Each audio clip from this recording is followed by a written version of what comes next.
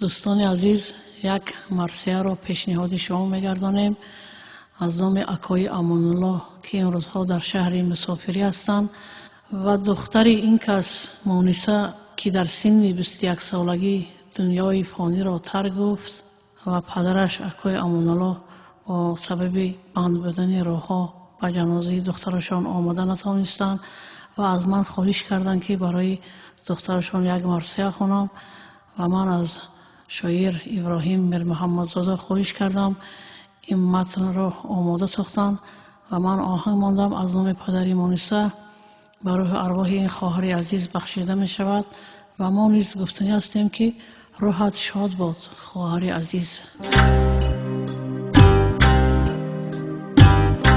من از داغی جدایی گریه کردم،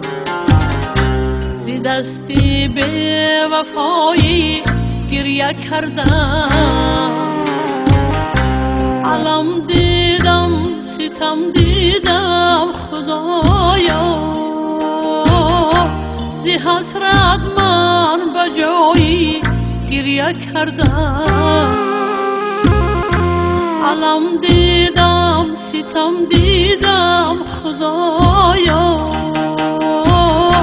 زی حسرت من به جایی گریه کردم.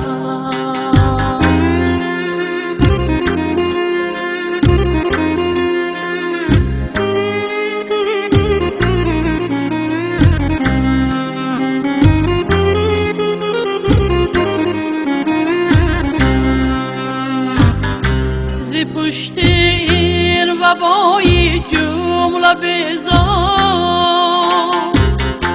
ندیده روی گرمی دخترم را،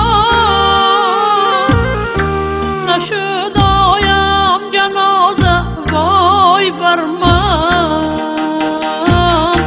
نمی بینم دیگر تاجی سرم را، نشد آیم جنازه وای بر من،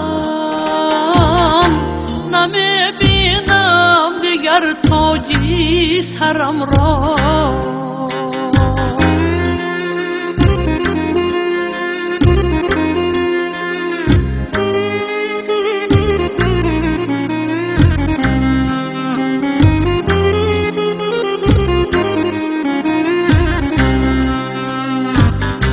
فلک از دست تو فریاد فریاد نکردی، شفقت بر آدمیزاد، زی من کردی جدا مونیسه‌ام را، جگرها پاره شد ای داد ای داد، زی من کردی جدا مونیسه‌ام را، جگرها پاره شد ای داد ای داد، خدا رحمت کند گردی بهشتی، و قلبم تخم غربت را تو کشتی،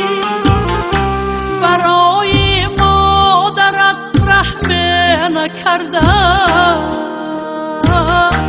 برا با تیغ هجرانت بکشتی، برای مادرت رحم نکرده، برا با تیغ هجرانت بکشتی، برا با تیغ هجرانت بکشتی.